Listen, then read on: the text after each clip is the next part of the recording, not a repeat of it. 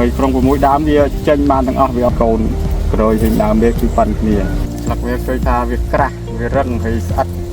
ទៀតជំរាបសួរខ្ញុំឈ្មោះមិត្តចនាជាបុគ្គលិករបស់ក្រុមហ៊ុនជីសញ្ញាបាកាបីថ្ងៃនេះដែរយើងចុះមកតាមដានស្រែបង្ហាញរបស់យើងជាលើកទី2ដែលមានទីតាំងស្ថិតនៅភូមិព្រែកបដៅឃុំកំពង់ត្បែកស្រុកកំពង់ត្បែកខេត្តព្រៃវែងក្រោយពីបាច់ជីផ្ដាច់ដែលយើងប្រើប្រាស់ជីក្បាលក្បី2015រួចមកឥឡូវយើងចុះមកជួបលោកគ្រូទាំងអស់គ្នាជំរាបសួរគ្រូ